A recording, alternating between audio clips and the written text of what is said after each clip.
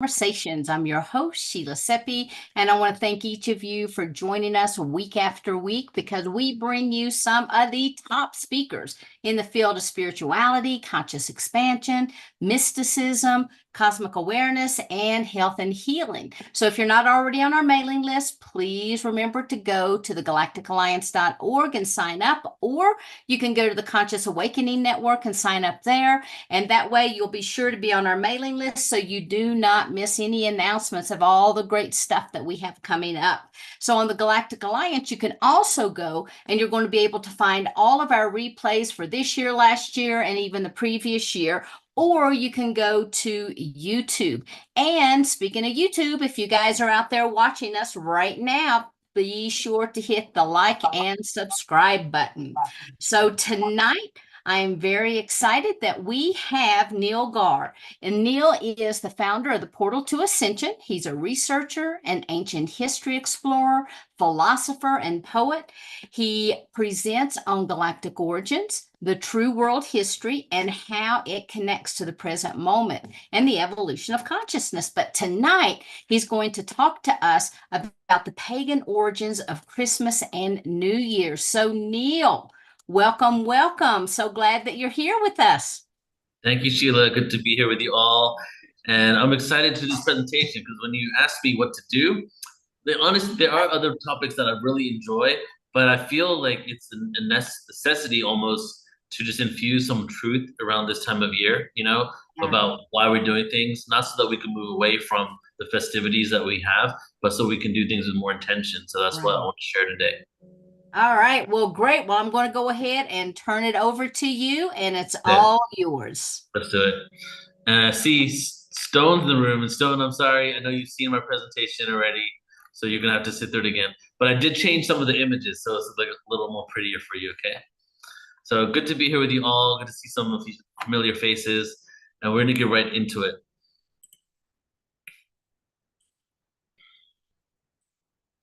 All right. And as I was sharing, that I am doing this presentation because it's my fourth year in a row that I'm presenting this. And every year it expands and gets bigger because I don't want to do the same thing every single year. I like to change it up. And the reason why I've been doing it for 4 years, I've done Portal to Ascension. Of course, we do a lot of events. I'm committed to things, but doing things in a routine way isn't really my thing. Like I like to do different events. I like to jump from experience to experience, project to project. But one thing that I'm really have to acknowledge myself for staying true to is for 4 years in a row, Christmas Eve, I do this. I'm going to do this again on my YouTube channel, Christmas Eve. And this is the evolution of it. Pagan roots of Christmas, New Year's, Saturn, sun worship, and the Christ consciousness by myself, Neil Arcturus Gaur. And this is the reason why I like to start all my presentations kind of in this format. La preguntas, aka the questions. What are the questions that we're looking to answer here? Or what even are the reasons why I even started this presentation in the first place? And these are some of the thoughts, just a few of the thoughts that I had that led me to even creating something like this or even exploring this before the presentation was created.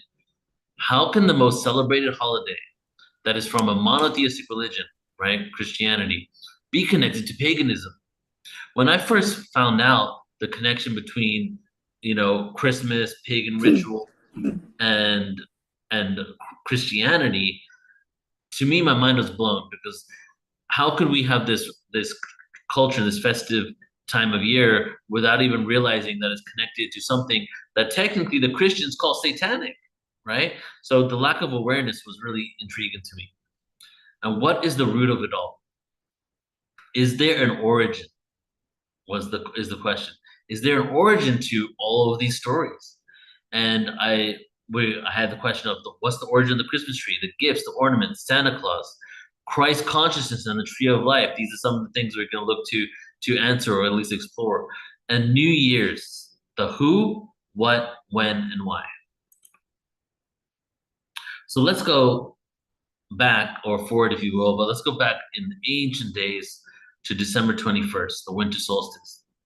The winter solstice has been celebrated in antiquity and has been seen as a significant time of year in many cultures and has been marked by festivals and rituals. And it marked the symbolic death and rebirth of the sun. And this connects to the whole concept of 3 days of darkness, the shadow work, and the Mayan calendar connection that we'll get into the Mayan calendar connection in a second. But when it comes to the shadow work and the 3 days of darkness, we have the longest evenings at that point, the 3 days of the longest nights.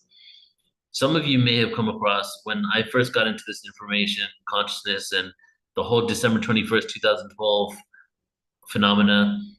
There was this thing being passed around in the community, this notion that there was going to be 3 days of darkness.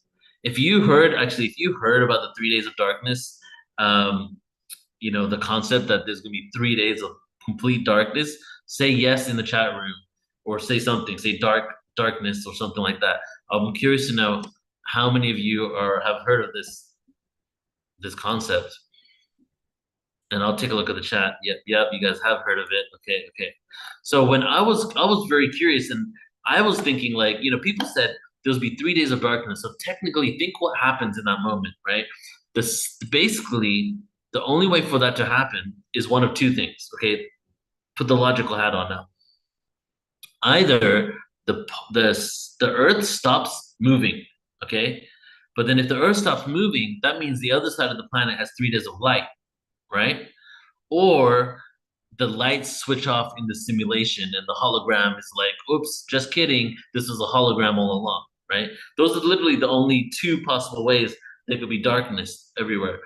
So as I started doing research, when was the 3 days of darkness supposed to happen? December 21st. Well, December 21st has the longest nights. The 3 days of darkness were never symbolized, in my understanding, because I've been researching this since 2006, and just from all this awareness that I've been getting, never really represented days of actual full darkness. It represented the December 21st period to December 25th, and also represented symbolic death and rebirth of the sun. Basically, the darkness into the light, and we'll get into what that means, the darkness into the light.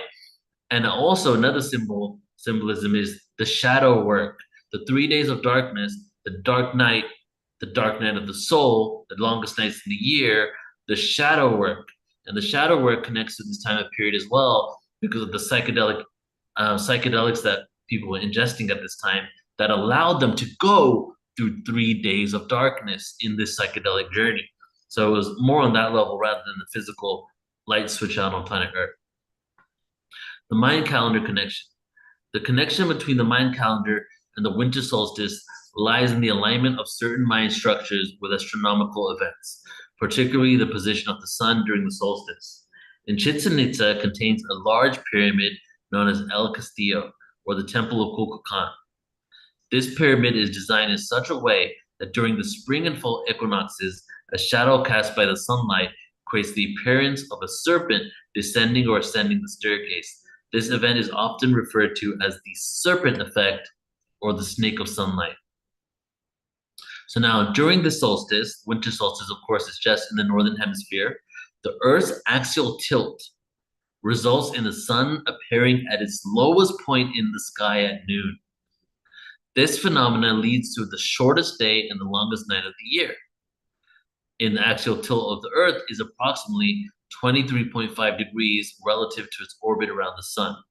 During the winter solstice, the North Pole is tilted away from the sun to its maximum extent. Therefore, we have winter. And in the southern hemisphere, it's the opposite. Of course, situation is reversed. The South Pole is tilted towards the sun, resulting in the longest day, shortest night of the year for locations in the southern hemisphere. This part right here is a whole presentation on its own, because I was just thinking the other day, it's very interesting that a whole other side of the Earth, the whole bottom side, north side, south side, experiences reality and environments and climate in a complete different way than the other side, that it's almost like you cannot even relate to the temperature and the climates and the seasons on the other side. It's like Earth's tilt, not only connected to the moon, which is a satellite that keeps us at this tilt, which also regulates our emotions and also helps with duality creation, but the tilt of the Earth creates the seasons that also literally creates a dualistic experience of Earth. us experiencing these different types of realities, and then also us going through the 4 seasons. Because if we didn't have this tilt on Earth, there all the seasons would be the same all year round. The solstice, again, ancient cultures viewed the solstice as death and rebirth, often symbolized by the death and rebirth of the sun. This translated to the sun god of the respective culture. In many tribes and civilizations, the gods were the exact same, except with a different name. And here are some of the sun gods of the solstice. We have Asleon, which is also a Pleiadian god. We have Amaterasu. We have Baldur in the Norse mythology, Mithras in the Roman, Demeter in the Greece, Horus in Egypt, Spider Woman in Hopi, and many more. And these are sun gods of the solstice, right? December 21st. So we've been worshiping sun gods around that time during the solstice for a long, long time. Is it possible that what we currently do with Christianity is also the exact same thing, just with a different sun god? The son of God. It's a really good play on words that they did there with Christianity. The son of God. Is there a coincidence that it sounds very close to the son of God? I'll be the sun god. The sun god, Zeus, Ra, Yahweh God, equals the son of God, Yeshua. This gets into the Council of Nicaea information that I'll get into later. But in the Council of Nicaea, might as well say it twice here and now. In the Council of Nicaea, there was a battle between, was Jesus, Yeshua, the son of God, or was he the son God? Was he the God himself, which is son God? Was he the son of God, or was he God himself? That was the battle. What eventually won, not during the Council of Nicaea, but what won later, was that Jesus, Yeshua, was God himself, the Son God, right? So now it's like Yeshua and God are interchangeable. It's a paradox. He's the Son of God, but he's also God himself. The sun stops in the same angle and moves 3 days later. So as I showed you in the last couple slides, the sun's at its lowest ebb in the horizon. And it looks like it stays at the same angle, at the same position for 3 days until the 25th, when it starts moving again. What does this symbolize? This symbolizes this halting, the stopping of the sun, the death of the sun. It's no longer moving. What happens after the solstice? It's reborn, or it's resurrected. The Son of God dies and is resurrected. It's literally happening in the solstice during Passover, during the solstice, December 21st, at that time. So if anything, they celebrate Easter later, and that's all about them changing the dates to create confusion. But if anything, Easter, which now represents the resurrection of Christ, which actually was Ishtar, which was the goddess Ishtar. It was a celebration of a pagan ritual of Ishtar. But the resurrection story actually would supposedly be in December rather than in March or April, because this is a representation of the resurrection, the sun being reborn. The number one thing that I really want to drill home here is what this really represents. This whole entire concept, the sun god, the solstice, the Passover, the sun's lowest ebb, the 3 days of darkness, the 3 days of darkness, long nights, and then the sun moving again and longer days coming afterwards, represents, for these ancient civilizations and cultures, and for us metaphysically, the sun's victory over winter's darkness, the sun's God's victory over darkness, the Son of God's victory over darkness, the human's victory over darkness through the ingestion of plant medicine that allows them to transcend their own darkness. The Christianization theory. The major purpose, there's a couple of theories on why they hijacked Christmas, the hijacking of Christmas, and here is one of them, the Christianization theory. The major purpose to adopt Christmas was to incorporate a widely used pagan holiday to provide incentive and excitement in those who were being forced to convert to Christianity. The Catholic Church did not like the holiday, and devout Christians refused to celebrate it. It was mainly celebrated by recently converted pagans. Eventually, Catholicism accepted Christmas. However, the Protestants held out for much longer and hated the holiday. Christmas was despised by Christians in the early days. They didn't want to celebrate pagan holiday. They knew it was done in order to bring more pagans over, and they felt that it didn't represent their faith. And this is more than the theory. There's enough evidence to suggest that they did this. They've done this in many cases. Christians have adopted even Easter, right? There's other holidays as well that have been adopted in order to have people convert. There's even indigenous shamans that were then considered saints in order to create a connection to the Catholic Church, Jesus, and Mary that actually had nothing to do with that experience in general. So it's been a thing with Christianity and Catholicism, namely, that where they go out and they create stories in order to get the indigenous population of that area to fall in line with their beliefs. Great example, complete tangent here. A great example is the Virgin de Guadalupe, right? Who knows about the Virgin de Guadalupe? Let's see. If you know about the Virgin de Guadalupe, let me know in the chat. Because this is a cool little side story. Okay, we got people in now. Okay, so the Virgin de Guadalupe, guys, hopefully I'm not bursting any bubbles here, was the patron saint of Christopher Columbus's ship. The Virgin de Guadalupe wasn't a saint of Mexico that then was discovered by, because the story is, just long story short, indigenous kid walking around, priests and monks not really treating him too well. He went out, he was picking roses for the monks. He goes and gets a cloth. He fills up his cloth with all these roses, comes back to the priest, empties his cloth, and the apparition of the mother is there. The mother, Virgin de Guadalupe, an incarnation of Mary, that's the perfect incarnation, looks just like her. Now the Mexican people have their own, the indigenous people of Mexico now have their own direct connection to Christianity rather than a foreign land's deity all the way in Europe, right? So they did this in many places all over the world. You have these saints.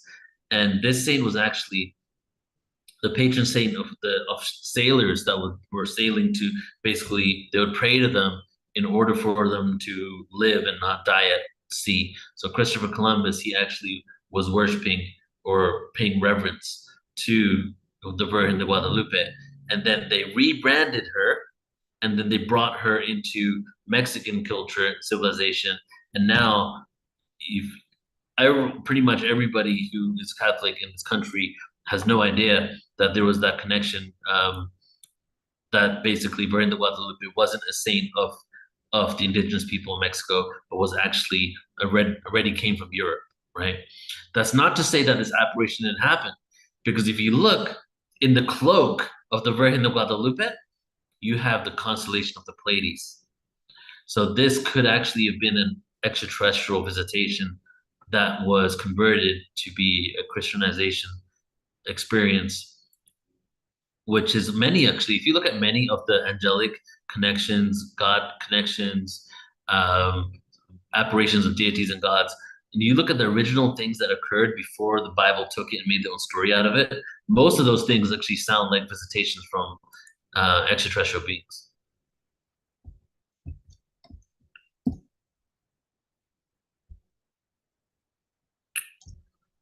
Thus said the Lord, learn not the way of the heathen, and be not dismayed at the signs of heaven, for the heathen are dismayed at them. King James Bible. Thus said the Lord, learn not the ways of the heathen. This is later, but this is basically like the pagans and the heathens, as they were calling them, and not to basically follow the ways that they have been doing for so long. Now, jumping over to the Council of Nicaea, and I shared just a little bit about this, but there was a debate over who Christ was. Was he a man who became ascended and enlightened, or was he actually an incarnation of God himself? The belief he was an enlightened human won. So they first, like, if we all had adopted that he was an enlightened human, now he's similar to prophets that walk the earth. He's similar to the Buddha, right? That basically we can all become like him. Just like he said, the kingdom of heaven is within. He tried to teach us how to be like him, not how to worship him, right? None of these prophets that came down ever went around saying, worship me, They were trying to show us the way to live. And it had originally won the Council of Nicaea. People talk a lot of crap on the Council of Nicaea, and there's a lot of things to be said for sure. But one thing that came out of it that if we stuck to, maybe would have had a positive impact for today is that he was an enlightened human. Okay. So these two sects were warring over that. But the popular belief in Rome outweighed what the doctrine was for the Council of Nicaea. And the popular belief shifted in Rome to believe that he was God incarnated himself. And now, how could you be like God? God is different. God is all knowing, almighty. We're ignorant to that. We cannot be that powerful in God. That's omnipresence. We're just a fraction of that omnipresence. That became the doctrine that then created the foundation for modern Christianity. Of course, as well, we have a debate over the Gospels that will be used. There was no actual Bible, and we'll talk about when the Bible came about later. There was just a bunch of Gospels, a bunch of different papers, and they were talking about which ones to use, which ones not to use. The Mauritanian canon in 200 CE is the earliest compilation of texts resembling the New Testament. It was in the 5th century that all Christian churches came to the basic agreement on a biblical canon. So 200 CE, they're throwing some stuff together. 345 CE, Council of Nicaea, they're taking things out, they're changing things, they're rewording some things. And in the 5th century, basically 450 years later, after supposedly Christ walked this earth, there were 450 years, a lot of things. We have what we could start resembling a basic Bible. The Christians banned Christmas. The Puritans in England overthrew King Charles I in 1647.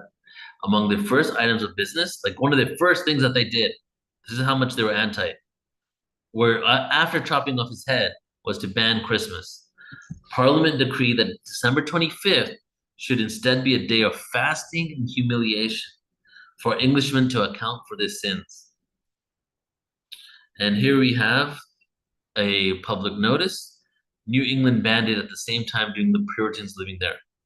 Public notice. The observation of Christmas have been deemed a sacrilege. The exchanging of gifts and greetings, dressed in fine clothing, are of satanic practices and are hereby forbidden, with the offender liable to a fine of 5 shillings. Hey, that's pretty cool that they only fined you 5 shillings for thinking that you're satanic back in the 1600s. Other people, of course, are being burned at the stake, right? Christianity hijacks Christmas.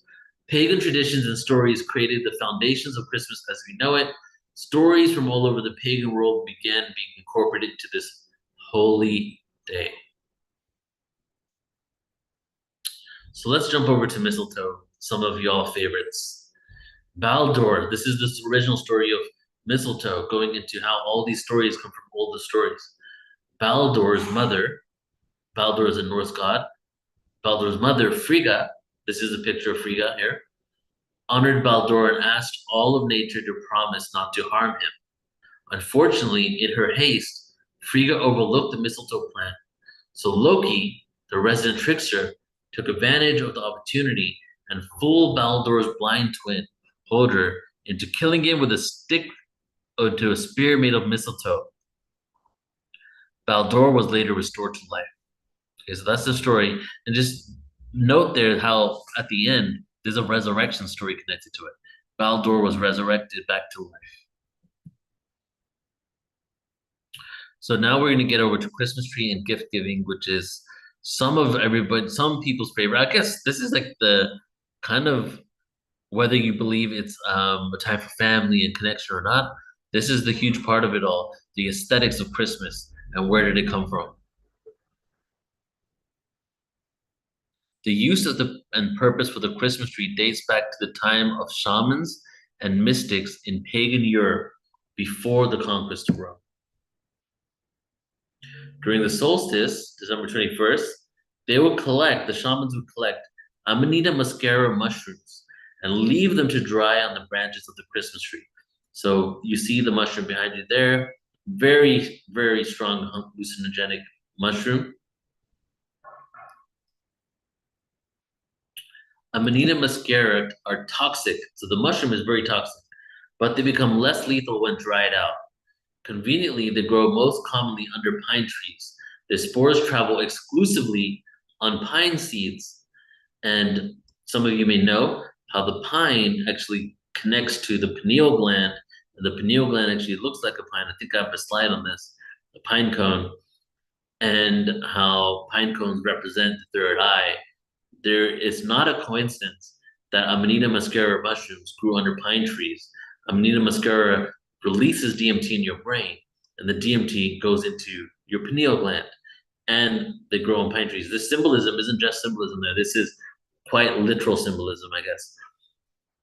So the shaman would often hang them on the lower branches of the pine they were growing under to dry out before taking them back to the village. The pine cone and the pineal gland. So the pineal gland is a small pine cone-shaped gland located in the brain near the center. It produces melatonin, a hormone that regulates sleep-wake cycles and plays a role in various biological functions. Also, there's an excretion of DMT there, which is also connected to melatonin. In ancient cultures, it is often represented as enlightenment. The pine cone, in a lot of ancient cultures, symbolism, artwork, is represented as, when they show it, they're representing enlightenment, spiritual awakening, and the pineal gland's role in the human experience. If you ever go to Disneyland, and I did this once, like 12 years ago, because I knew about this, was like, I've known about this for like 15, 16 years. So around 12 years ago, so maybe like 13 years ago, I went to Disneyland just to look for symbolism of psychedelics. That was the main reason I was there. And I even had a Facebook page dedicated to the psychedelic symbolism of Disneyland. Then I was deleted from Facebook in 2019, so I don't have access to it anymore. But I took like 100 pictures of pine cones in positions that represented third eye, all-seeing eyes, Illuminati symbolism with the pine cone. You know, like, now that's a whole other presentation on its own. Disneyland, its connection to psychedelics, control, and the pineal gland. That could be literally a presentation. But the reason why they have it there is to also represent the pineal gland. So often represented as enlightenment, spiritual awakening, pineal gland's role in the human experience. In ancient Egypt, the pine cone was associated with the pineal gland and symbolized spiritual awakening. The staff of Osiris, an Egyptian god, was often depicted with a pine cone at its top. And then art and ancient architecture. In the Vatican City, there's a large bronze pine cone sculpture known as the Pigna, is located in its courtyard. The tree of life and Christ consciousness. So not only do they have these psychedelic mushrooms underneath the tree growing, these are the gifts. And I think I'm going to get into that presentation in a second, but the gifts that we give for Christmas dates back. Now, there has been many different things that have occurred over 2,500, 3,000 years of this storyline, where we have like energized the reason why we give gifts even more, and things have happened. But the original root of it all was the gifts of the mushrooms underneath the tree. Look like presents there. The ornaments were the dried out mushrooms hanging on the trees, on the lower branches, like here. Thus, we go really far back and look at some old pictures or look some old ornaments up. This ornament, Amanita muscaria mushroom, an image of it, like artist creations of this mushroom, were actually some of the oldest ornaments. And so you have the gifts under the tree, which are the mushrooms. You have the ornaments that are the mushrooms that are hanging for drying. And then you ingest these mushrooms and you have a connection to the pineal gland and a spiritual awakening that activates your chakras. The tree of life, the Christmas tree, represents the tree of life and enlightenment. You start with the root chakra. The root chakra is what? The roots of the tree. You go up the chakra system, up until the tip of the pine tree. And what do we put on top of the pine tree? Well, either you put an angel, or you put a star at the top of the tree. And the star represents a fully awakened individual. So the symbolism of the tree, psychedelics, ingesting them, is a full chakra activation that then goes into the star, which is the crown chakra and the pineal gland being activated. And that is what the fully lit up tree represents. So, but while the mushrooms were hanging to dry, some would consume some of the mushrooms and get, while they were hanging to dry, the deer that were local deer, they would come and consume some of the mushrooms and get very intoxicated and high of the fungi, and that they would urinate themselves. They couldn't control their faculties, and they would pee themselves. So I shared earlier that Amanita muscaria mushrooms are very lethal. They not only get less lethal when you dry them out, but in order to ingest them, you need to ferment them. You need to ferment them. So it was, I guess, lucky for the shamans that these deer would ingest them, ferment them in their own stomachs, pee it out, and then they would be able to drink a tea that was basically a mushroom tea or mushroom juice, whatever, water, mushroom urine, I guess, that would be a less lethal version that would give them the effects of the Amanita muscaria mushroom without them having to ferment it themselves, even though I'm sure they had different ways that they processed this mushroom. But it would be a way where they could immediately take this pee and drink it in order to get an effect. The shamans and the other members of the tribe would drink the snow with the deer's urine. This is believed to be the origin of the Fays getting pissed. So this is the stories I'm giving you are like England, Ireland, Norway, Finland, all the way through Siberia. And in England and Ireland, some parts of Europe, there's a term, getting pissed. And the origin of this term, well, it means basically you're drunk. You're like getting pissed, getting drunk. But the origination is supposed to be from when they would drink the urine or piss of the deer and get drunk from it, from the Amanita muscaria mushrooms. Rudolph is a deer ingesting mushrooms. Why does Rudolph have a red nose? Rudolph has a red nose because he's literally eating the Amanita muscaria mushrooms and he's got red wiped on his nose. This is also the origination of the story of the flying deer. Why do we have flying deer? Why can't it be anything else? Well, many reasons actually. One of which is high up the mushrooms, reindeer flying. You're high up the mushrooms, seeing the reindeer fly, right? And then Santa Claus and his whole story, and basically taking off with the deers. So who is Santa? And there we have a picture of Santa I caught last year as he was traveling the skies. Who is this guy? The original Santa was the shaman that collected the mushrooms with his pointed wizard hat. Look at Santa. If he didn't have that Coca-Cola outfit on, right? Also Amanita muscaria looking outfit on. If he didn't have that, and he had like some regular Merlin type robes, same color as Merlin, but just the same outfit, wouldn't he kind of look like a shaman? This original Santa was the shaman collecting the mushrooms. And the mushrooms, as I said, were the ornaments and gifts that were spread to the villages. The reindeers were the ways of transporting it. Whether they used the actual reindeers or whether the reindeers were fermenting this and then they used the pee in order to get the effects, it was transporting the mushrooms either metaphorically or physically. The original Santa was commonly depicted as more of a gnome-like little man, often skinny and a little scary. Not until around 100 and something years ago did we start changing and morphing him to this happy-go-lucky, joyous guy. This right here is a couple of images of the show Smurfs. You guys remember the show Smurfs? This whole story here is the story that I've just outlined for you. We're in the woods somewhere in Europe. We have all these mushroom huts. We have all these pine trees around and mushrooms growing underneath them.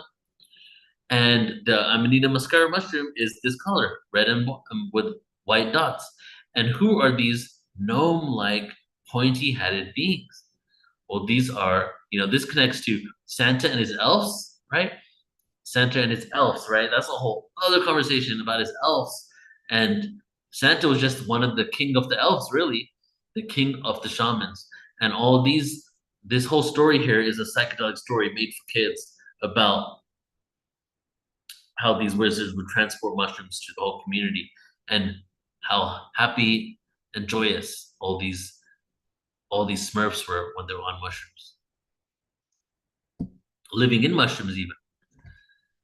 The roots of Santa's bag of gifts, sleigh, reindeer, midnight flight, chimney-based means of entry to the home, and even the way we decorate our houses at Christmas derive from the ancestral traditions of a number of Arctic Circle dwellers.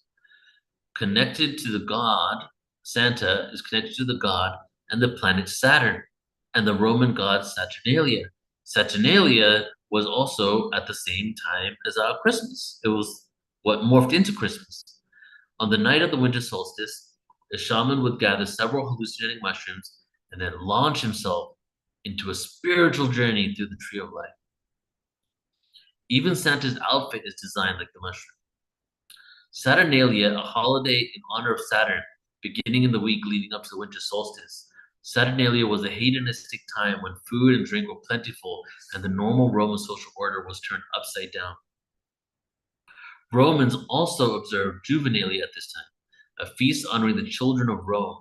In addition, members of the upper classes often celebrated the birthday of Mithra, the god of unconquerable sun, on December 25th. It was believed that Mithra, an infant god, was born off a rock. All these different holidays happening around there. Speaking here about different holidays that were morphed into Christmas.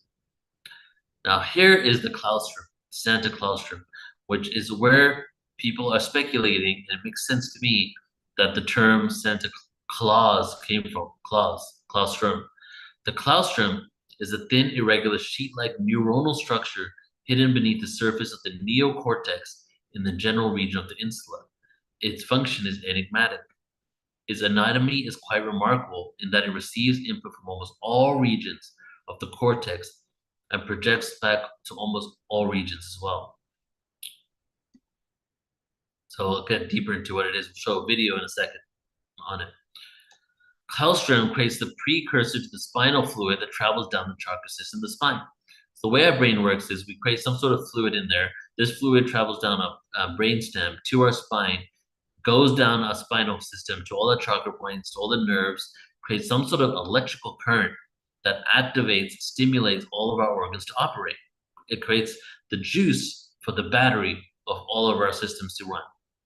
This is also known as the Christ oil, the cerebrospinal fluid that goes down the chakras, the Christ oil. The Christos, the ancient Greeks also had a term for it called the Christos, very similar to Christ, right? The fluid goes up and down the spine and the neocortex, which has been related as a symbol of Santa Claus going up and down the chimney. So is this symbolism of Santa Claus going up and down the chimney a representation of our spine and our chakra system and the spinal fluid, the claustrum, going up and down the chimney? Well, let's take a look at this 3-minute video and see what they have to say. I believe my sound is on, so if it isn't, let me know. Claustrum, Santa Claus. Neurons inside the claustrum branch out and extend around the entire circumference of the brain, much like a crown of thorns. A group of researchers from George Washington University found that the claustrum can act like an on-off switch for consciousness. In Latin, the claustrum is known as claustrum haematolicarosum. Claustrum means barrier, hema means blood, and lica means spirit. Therefore, claustrum haematolicarosum means blood to spirit barrier, which is exactly true, since the claustrum is a barrier between blood and cerebrospinal fluid. CSF is a filtrate of blood. Dr. Carey says, it is from the claustrum that the wonderful Christ oil is formed. In plain modern terms, the light, acting on the substances of the brain, forms cerebrospinal fluid, or Christ oil. 3. Cerebrospinal fluid. CSF is a filtrate of blood. In fact, there is a perpetual exchange occurring between blood, CSF, nerve or interstitial fluid, sexual vital fluids, and lymph. At the claustrum blood CSF barrier, the body turns water into wine every second. Water symbolizes blood, and wine symbolizes CSF, spiritualized substance. CSF has a significant charge. It is saline, salty with minerals, and alkaline, meaning electron-rich. CSF is secretly known as the blood of the lamb. The ventricles are even shaped like ram horns, hence the esoteric affiliation with Aries. CSF is the most electrically conductive fluid in the body. The breath charges CSF. The great regeneration relies on the charging and transmuting of this subtle fluid. The Kundalini utilizes that which is termed spinal fluid. It actually ionizes CSF and changes its molecular structure and consequently the basic DNA structure of the entire body. Just taking a pause here. The chimney up and down the spine, the tree of life, all the way up to the enlightened star, which is within your own brain. So this symbolism just is so multi-layered and so incredible. It's very similar to the genius of the Egyptians and how they created their artwork that represented the pineal gland, third eye, and just like such incredible artwork that represents advanced science. So they were also representing some advanced science and consciousness in the ancient times. So the question is, how did they know this stuff, right? Were they told this stuff? Did they, get downloads? Just imagine a community that every year around this time does some of the most strongest psychedelics in the world and does it for like 3 days. Maybe it's less for some people, but it was a routine thing. And it was in order to not take in the worries of the next year with them. To basically, it was a reset. It was a reset in winter, hibernation mode, reset, let the darkness go, release everything. When you get into this state, right? I've had this with some psychedelic experiences. You start realizing the inner workings of your own consciousness, your own being, your own biology, right? When you do it enough, you transcend your own darkness and your own fears, and you start going into how the matrix works, how the hologram is put together, how the fluids in your body are flowing.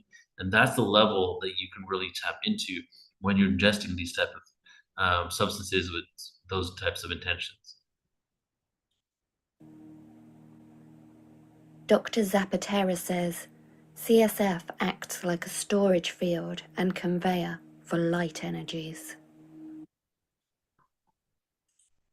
Claustrum. So now jumping over to Saturnalia. Saturnalia was a festive time in ancient Rome when the god Saturn, a representation of the times, right? The Romans celebrated. It was a time when the god Saturn ruled Italy. Let's celebrate this time. And there was complete equality and there was no slavery. That's the time that they wanted to celebrate. It was a remarkable, auspicious, fantastical moment. Slaves became the masters for the festival, providing them with a day to blow off steam. They basically, the roles were switched. In order to go full hedonistic, they literally let the slaves boss them around. They'd crawl on the floors. They would do slave work just for fun. Like they would basically allow the slaves to blow off steam by acting like they were the masters. They would act like the slaves, switch roles. All types of other hedonistic things happened in Rome at that time as well. And even though it was supposed to symbolize a time of equality, and they were like giving the slaves these moments in order to blow steam, it was actually used to reinforce slavery rather than focus on equality that the day should represent, because that's what they do today with holidays today as well. They give you this day where you get to blow off steam and feel like you're free, and then you go back into the matrix. So that was kind of, the Romans did it very well. We continued, we're in the second Rome right now, so we can continue with that. Here is Saturn. December 25th was considered to be the birthday of the Roman sun god Sol as well, Invictus. and a celebration of Kronos, the god of Saturn, the god of time, and the god of the Titans. Kronos. So December 25th was a dualistic day. Sun god worship and Saturn worship, both at the same time. Shared this earlier. Sun was at its lowest ebb. The sun is close to Earth. Is an image kind of you go winter solstice. You can see there's us right there sitting there. The sun is at its lowest edge in the sky. So here's the Santa equation. From just looking into all these things and all the connections, and I'm trying to connect the dots here, I came up with this. Santa Claus is Father Christmas. Father Christmas is the father of time. Father Time is Kronos, the father of time. The father of time is the god of Saturn. The sun god and Saturn was working together during this time. So let me just break that down a little more. What is something that Santa does? You know, first of all, Santa, Satan, Saturn, there's reasons why they're also similar. They all come from the same roots. But what's something that Santa does that represents his control over time? What is it that he does? What he does is he literally stops time overnight and gets to visit every single child and deliver a gift, which is the gift of psychedelics, if you go back into the old days, to all the communities in a period where it's 8 hours. How does he do it? Well, he stops time. Santa Claus is the father of time, which connects to Kronos, which connects to Saturn, the god of Saturn. So, and here's a little disclaimer to all that, though. Santa has represented gods, saints, gnomes, shamans, historical figures, and many more. So what we know of Santa today, and we'll get into more Santa stuff in a second, is a combination of so much. But this is the root of it all, the pagan roots, because the pagan roots of Santa was the god of Saturn. And then we have, of course, the Christian Santa, the morphing of it, because they didn't want to celebrate Christmas. They didn't like it. They hated it. It was too heathen for them, pagan for them.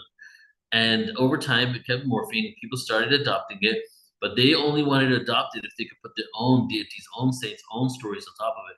So we started seeing a morphing and a combination of these stories. So of course, we have Saint Nicholas, which was a Turkish cardinal in the 14th century who was known for his kindness to children. So he was combined to it as well.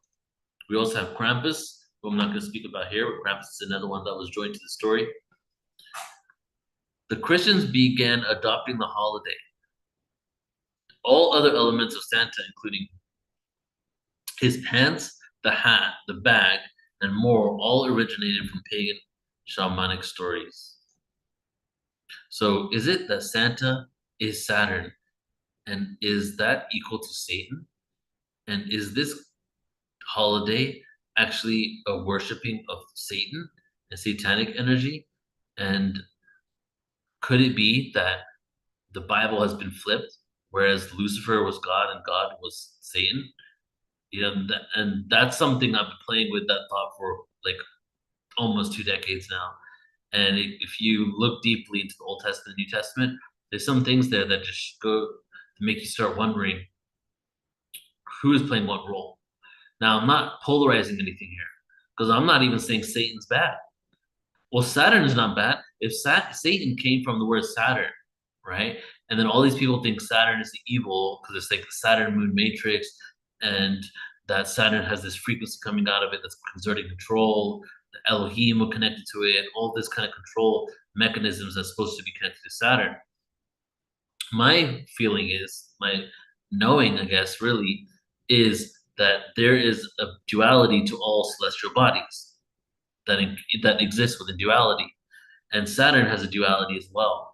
Saturn might be a symbolization of the dark night of our soul. Why is it called Saturn's returns? When we have the Saturn's return, we have this whole reflection process, this whole evolution of what we want to be and bring into this world. That's not really a bad thing, but it represents the dark night of the soul. It represents the darkness. It represents the shadow work. It represents 3 days of darkness. It represents Santa during the solstice. It gives us an opportunity to reflect on where we want to be and what we want to become. It gives us the contrast we need in a world of amnesia to remember who we truly are and what we want to bring into this reality. So I don't feel Satan is evil. I don't feel Saturn is evil. I feel that they're the necessary evils, if you will, or more than that, the necessary darkness for us to remember who we are. Because in a world of amnesia, the only way to remember the light is to experience the darkness. That's just the game we set up for ourselves. The book of Exodus, the Old Testament, the first commandment, Exodus 20:30, says, "You shall have no other God before me." What? No other God before me? If we're talking about a monotheistic religion, why is it that Yahweh or the Elohim, or the Elohim, should say, says, "You shall have no other God before me"? The first commandment. Does that mean that there were other gods and that we chose one God out of the many? We chose the God of Saturn, but we thought it was the sun god and the all-seeing God, and that God, the Saturn god, said, "Choose me over all the other ones or else." That's pretty much what really went down. And then when we chose that God, all the other stories that we had in a polytheistic pagan past, pre-700 BCE, all got changed to one name, Yahweh. And Yahweh became the almighty God of all of it. The Elohim and Yahweh, interchangeable. The almighty God of all of it. But the Elohim, do a simple search on it, represents all knowing, all seeing, all God, right? But if you go back far enough, Elohim was the god of Saturn. Something happened in our history where we changed the god of Saturn, Elohim, to the sun god and made it the god of all that is, all creation. We have info on that deep dive with Paul Wallace on our website.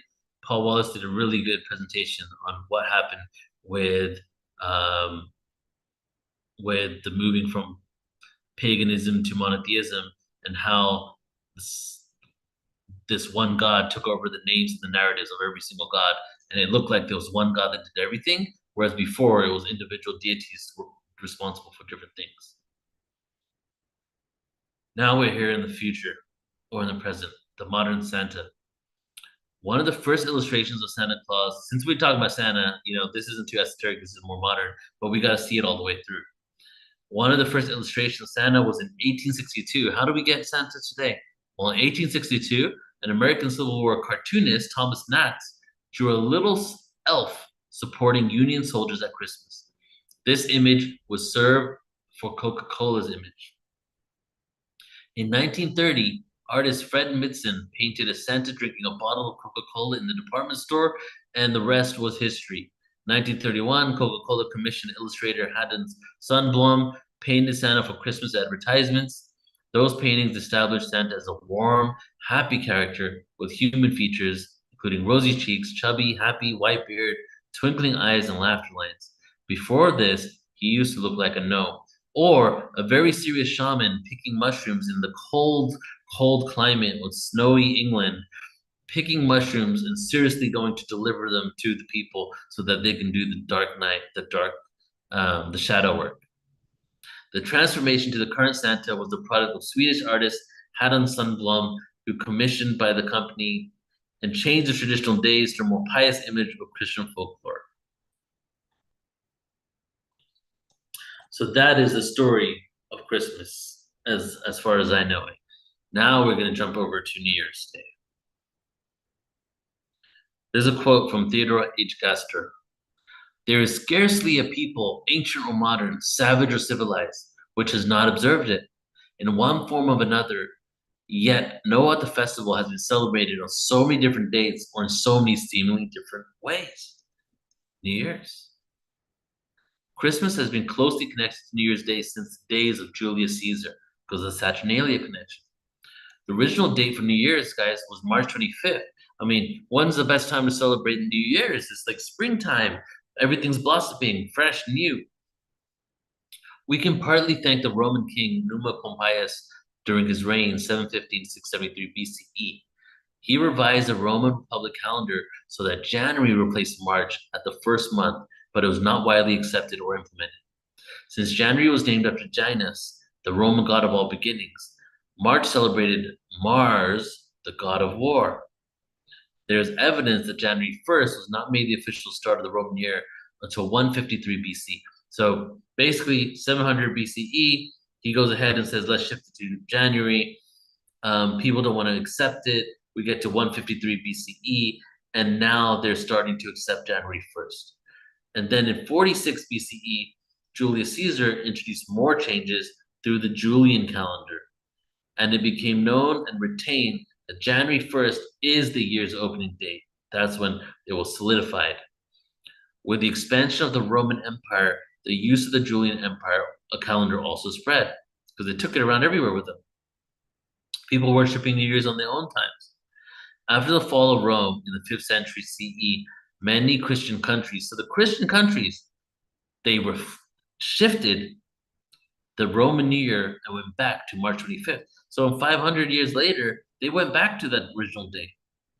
And the Christians were actually predominantly still celebrating March 25th until 1582.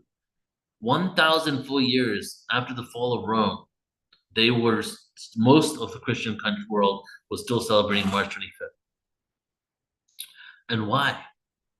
Well, during this time, there was something called the Feast of Annunciation, also known as the Solemnity of the Annunciation.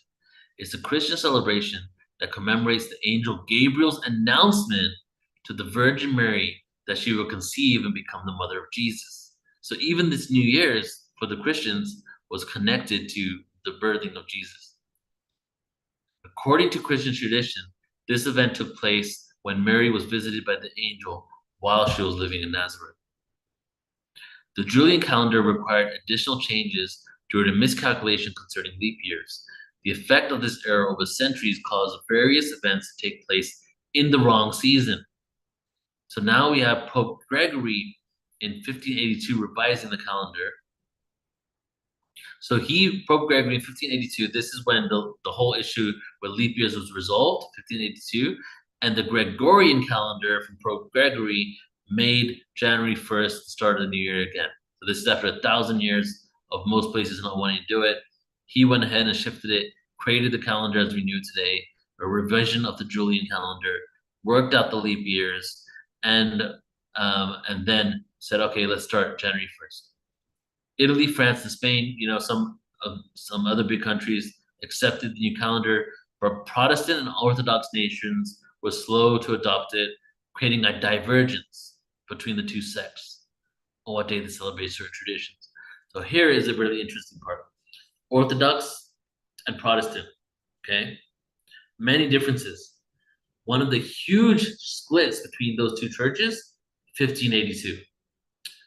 One of the reasons why is their adoption of different calendars that worshiped and created holidays at different times of the year. They weren't in sync with the way that they were following through with the traditions of Christianity. Great Britain and its American colonies did not begin to follow the Gregorian calendar until 1752, even later. So this whole January 1st thing worldwide is only really fully worldwide, like a couple of 100 years. Before then, it was March 25th with them as well. The New Year was celebrated in Mesopotamia around 2000 BCE as well, around the time of the vernal equinox, March 25th. Even they did it. In Mesopotamia, the calendar time was based on the seasons and the planting season beginning in March. This eventually shifted to December and was celebrated with a 12-day festival called Zagmug, which translated to beginning of the year, which fast forward in the future was the same time as Saturnalia. These are the pagan roots. This is the history of why we have these traditions now today. It celebrates the triumph of Marduk, the patron deity of Babylon, over the forces of chaos, symbolized later times by Tiamat. The Babylonian Akitu 4,000 years ago. First new moon in March, honor the rebirth of the natural world with this festival. Statues of gods were paraded to the streets. ceremony symbolizing the victory over the forces of chaos. So much metaphysical symbolism here. Janus, ancient Rome. Years of tampering with the solar calendar established a holiday on January 1st. The god of change and beginnings, Janus. Janus was the god of change and beginnings. Another reason for them to move into January 1st. Seen as symbolic looking back at the old and ahead to the new. This became tied to the transition from one year to the next. It's common for friends and neighbors to exchange well wishes and gifts on this day. For much of the history, there was no gifts on Christmas Day.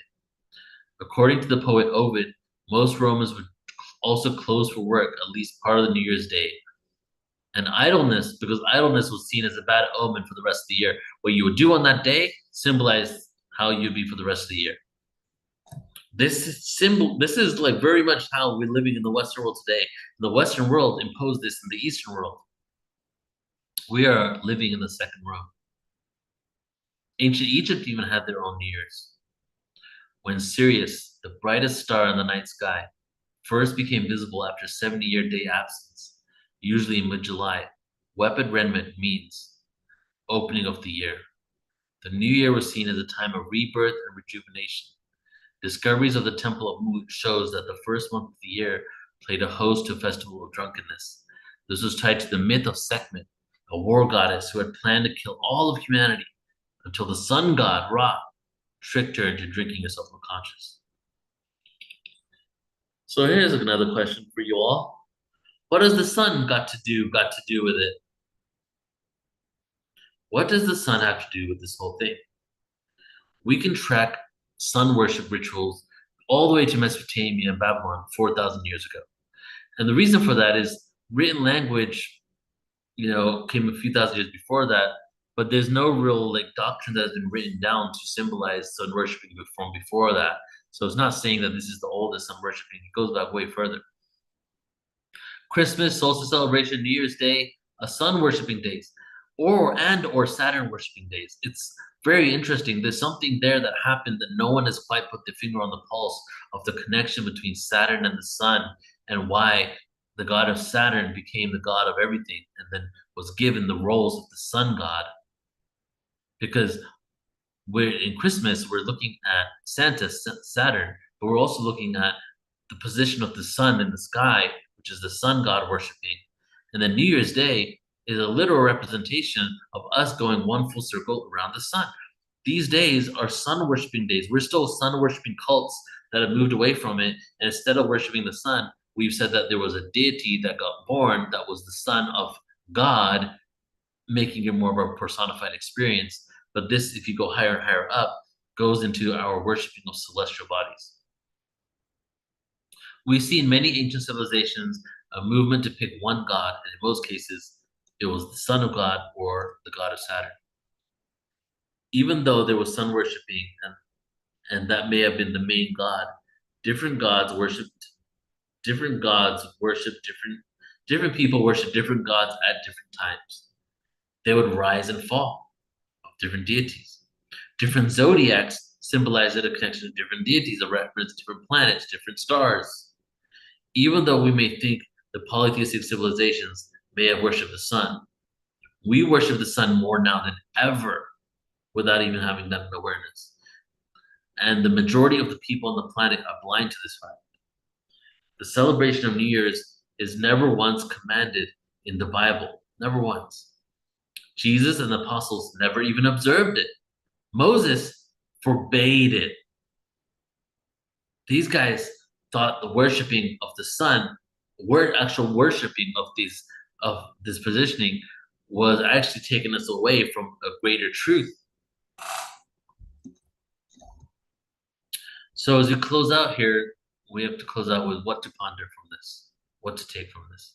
Besides, I hope you guys are entertained, because this is just a really fun story about the time of year and the festivities that we've experienced. I went my whole life celebrating Christmas. I became awoken to all this information, started being awake to it in 2001, 2002. I was 18, 19 years old. I stopped stopped celebrating Christmas because I started judging it. I started saying, wow, this is all based on some pagan stuff. And I love the pagan stuff, But this is all bullshit, like, because they're lying to us. This is um, not only giving us a day to blow off steam and a day to basically like wait for while we work in the matrix and control the rest of the year. This is the conspiracies that went through my mind at that time. But it's also a complete distortion in the lie. People are blind to the truth. But then when I started realizing all the things that I've shared here today, I went full Christmas mode. And now I am even in more reverence of this holiday than I was when I was a child receiving like 20 gifts from all my family, right? Like, because I feel it really gives me a time to reflect on the dark night of the soul, the shadow, gives you time to do the inward reflection. And then also, it is a reverence to thousands of years of history of humanity that has come together in this tradition. For thousands of years, we've continued these traditions in different ways. And it's just so beautiful. It's a connection. It's a deep connection to thousands of years of ancient past. So, some questions. Will there be a day we stop worshiping the sun or Saturn? And will solstice celebrations and New Year's Day celebrations go at that point? Maybe if we go into reality where we see every day as a holiday and a joyous day because we're not stuck into this dimensional experience and everything's to be experienced. We're not waiting in anticipation for a time to be free from that. Instead, we're free all the time. That could be. What will happen once we become conscious of how blind we have been to following rituals? When people start being aware of this more and more, I've shared this presentation with thousands of people. So a lot of people were actually not aware, and now they are. So what happens as we become more conscious of it? Can we have more intention? Do we shift the rituals? Will it add more to it since we can be more intentional? Instead of worshiping the sun, maybe we can give reverence and gratitude to it, but not base our existence on its worship because it's subliminally happening. Worshipping is a lack mentality. Worshipping is that you are greater than me. You are all that is, and I must be on my knees to it. Can we have gratitude and reverence rather than worship? And what comes after sun worshiping? Right? Sun worship is also the worship of time. Oh, I'm having like an epiphany right now. I'm having a huge epiphany. Whoa, the sun worshiping is worshiping linear time. The distance from Earth to the sun is literally the construct that creates the linear time as we know it. You go out of our planet, you go to the moon. The distance from the moon to the sun is its own set of rules, own set of time. It doesn't work the same way as us. The time works the way it works on Earth because of our position on our planet to our sun. We're near outside of our planet, whether it's linear or not, it's not our construct anymore. What is the planet of time? Saturn. When we are worshiping the sun, when we are worshiping Saturn, we are worshiping time, linear time. What happens after we transcend linearity? Secular time. If we go back far enough, what do the ancients worship? The central sun. A lot of people thought the central sun was the sun in our solar system, but it's not. It's the black hole in the center of our galaxy. It's the galactic sun. It's the black sun. So what happens after we stop worshiping linear time and we start moving into secular time is we have galactic reverence. We don't worship the black hole. We don't worship the central sun, but we move into an awareness that expands our consciousness beyond linearity. And that is where I feel we're headed. Thank you so much, everybody. Appreciate you all. I'll just leave you with a thank you, so much gratitude to be able to share this with you.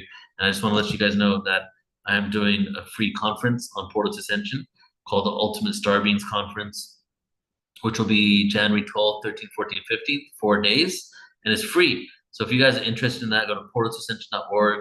And if you like my research here, you can check me out on YouTube, youtube.com/portaltoascension. And you can check me out also on portaltoascension.org. Sign up there on our email list. So thank you so much, everybody. Awesome. Awesome, Neil. That was a great presentation. I've Thank you. heard, I've heard this presentation before, but it just keeps unfolding and getting more and more in depth. And there's so many traditions out there No. that have been incorporated into the Christian Christmas now that is being celebrated, including, gathering of all the greenery and putting the candles on the tree and lighting it because of the replacement of the Yule log. I mean, it's amazing how there was It all came such an together. effort. Yeah, Yeah. but it was amazing how there was such an effort to really put the light out on the truth of a variety of civilizations and how they viewed not so much worshiped, but how they came together, how they really turned their spirituality inward and the traditions that came out of that. So that is super cool. And there were so many great comments. I wanted to go ahead and open up. If you've got a question, go ahead and raise your hand. If you can't raise your hand, go ahead and come off mute. And let's see who has the first question for Neil or the first comment. And I want to go.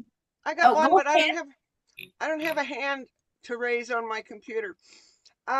Yeah, I haven't celebrated Christmas for 54 years, and I have heard your presentation, and it feels to me that I kind of hide in different areas. I play music, so because my mom would say, but Christmas is the time we love one another, and I go, Mom, I'm trying that 365, 24/7 with the whole cosmos. So one day a year is not going to do it for me. But yeah, I love this presentation. I always learn more. But it felt to me that if I could kind of be invisible in there, serve, do dishes, play music or something, I didn't get wiped out. But there's not a lot of positive energy when you go to Christmas parties. If I don't usually go anymore, but love this, love you, Neil, so much. Thanks, Susie. Good. Thanks. Thanks, Susie. And we'll see you again here soon. I can't seem to get there it is. All right. Miss Stone Hobbit, come up and share your wisdom, girl. Hello, everybody, and thank you, Neil. And I'm looking forward to this fantastic conference that's coming up. And thank you, Sheila, for the platform. Okay, I have several questions and a comment. I work as a shaman. I'm very familiar with Amanita muscaria. I've picked it. I've learned to respect it. It is a holy grail plant as far as I'm concerned. The communications it gets from the pine trees. One thing I say to people about it is you plant your pine forest and you watch. It will bring you the Amanita. And the Amanita, when you respect it, will give you the information. And I love Rudolph and his red-nosed reindeer. And I believe that was because the reindeer was out there foraging within the snow to find it. This is one of my favorite all-time topics. And I love how you've put your presentation together. And when people get to respect what Amanita is and where it comes from and where it can take them to. I mean, there are other areas such as if you look at Alice in Wonderland and when she goes and talks to the lovely maggot sitting on the mushroom, what's he partaking? And as he partakes of it, he later changes from the chrysalis into a butterfly. So he's ascended from taking in that knowledge. So there's so many more areas to play with this. But my main question to you was, have you ever tried Amanita yourself? No, I haven't. Have you? All the time, my friend. Sure. All the time. Here we go. Look, Really? I'm yes, absolutely. I'm a forager. You're in New Zealand, right? Yes, I am. Wait, is that mushrooms right there that you just showed me? Oh, look, here we go. Look, here we go. For the camera, for the world to see, have a look in there. That is dried out Amanita muscaria, which was preserved about 4 years ago. Date is on there, and it's still going strong. Wow. You're I've breaking gone. up just a Stone. You're breaking up just a little bit. So if you can hold your jar up and just hold it still for a minute, maybe everyone can see. There you go. Okay. Cool. I started with making it for drink. The tea. It's called fly agaric. Yeah. I washed and bathed in it, which gave me an inner body, outer body experience. I have cooked it in my stews because I learned how to prepare it. I've tried several different ways of drying it because amanita comes with maggots. And when you squish the maggots, when you mush the maggots, they produce the maggot milk, much like what you call a tequila worm. Okay, you get my drift? And so when the amanita is being hung in a tree to dry, it drops the maggots. When it's dried out, it is known as the Christmas biscuit. So when you're talking about the biscuit and the milk for Santa who flies down the chimney, there's so many more, we can take this so many more areas, but it all comes around the awareness of Christmas and different rituals and how to lift ourselves to the next stage. But unless you know what you're doing, I don't recommend it for anybody. Yeah. I think there's a new slide in there for you, Neil. No, I With the think Christmas biscuit and the milk. we should do an interview just on Amanita. I think you're like an expert on it. 100% anytime. Yeah, I call it the Holy Grail. It is my Holy Grail. Oh yeah, for sure. When you see where it comes from and the information that it gains from the trees, which were our antennas, Right. like the deer eat it, and Yeah. the shaman would collect the pee. That's because of the liver. The liver could filter it, whereas the human liver couldn't. The Yeah. trees filter the knowledge and it comes through into the amanita. So we're Love it. always given the gifts. They're always offered at Christmas. So loved your presentation. Love working with you. Awesome. Thank you so much, Stone, for everything you just shared. You just contributed greatly to my awareness. I really appreciate it. Thank you. Thanks, honey. Thank you. Hey, Bridget, do we have any questions with the Awaken Ascending family? We don't. Let me turn my phone way down so I'm not in repeat. Okay, here we go. So we don't have questions, but when you first started, Neil, one of our family members, you were kind of, I think, just after the mushroom portion of it, she said, I've been getting guidance in the last week to speak to someone about mushrooms, and I've been asking questions about Christmas and the symbologies. It's so cool how they're intertwining right now. And she has been off and on, unplugged. Oops, someone is, let me I'm just just too tired to do mute anything. them. There we go. Okay, so she's been sort of unplugged and popping in when she's receiving that nudge. So I thought it was amazing. And then we have Dan that's like, this has been really informative and fun. Great job, Neil, and thank you, everyone. I just have to say, I think I caught one of these, I don't know what year it was, something similar to this with you. But this one, I felt like I was on the seat of my chair and I was laughing quite a bit. Plus, I really loved your almost breaking into song, which was so funny, Neil. I love that part of you. It was really good, and I'm so happy tonight. I'm glad you're here. And thank you, Sheila. Thank you, Neil. Thank you. I did add to it this year quite substantially, actually. Yeah. And I got I got some AI images up in there too. So it's like it changes the whole experience to like more like visual. But I had a lot of fun. Well, thank you. Thank you for those fantastic questions, Neil. Thank you so much for being with us here tonight. Do you have any final words that you want to leave people with?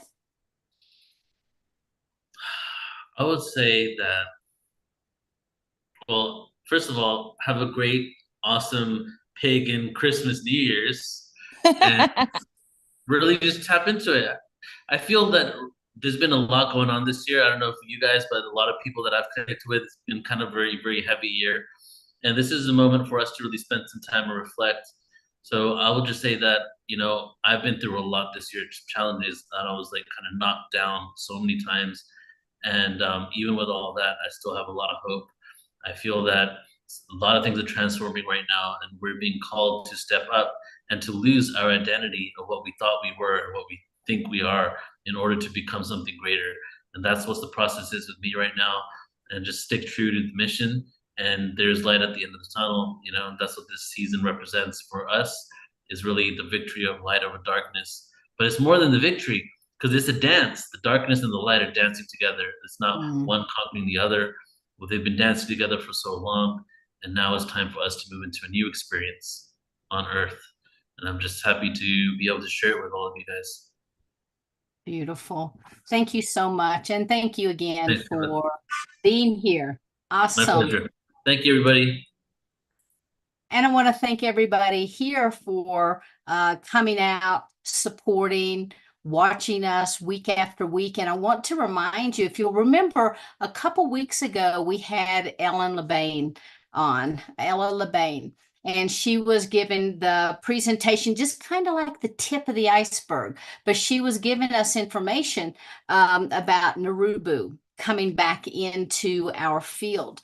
She also mentioned during that presentation that she had come in contact with a book written only in Hebrew that was written by a whistleblower in Israel that was now coming out, and she was talking about all of the information and that she would do her best to get that translated. Well, she has gotten that translated. And this weekend on Saturday from 1 until 4, she's going to give the entirety of that presentation, and she's going to unveil the information that she has discovered in there, including information about that the government was talking about the human hybrids, about ETs, about having the ships, etc. So if that's something that interests you, if you'll please go to the consciousawakeningnetwork.org and sign up. I think we've got about 400 people signed up, but we do have room for up to 450. So if this is something that interests you, please join us. And please join us every week right here on Mondays and Thursdays. And I want to thank everyone that's here in our audience who's been watching us, whether you're live or on replay. Thank you so much for being here. Wishing you all a safe and happy holiday season. And until we are back together again, namaste and much love, everyone. Have a beautiful week, and we will see you soon. Bye-bye.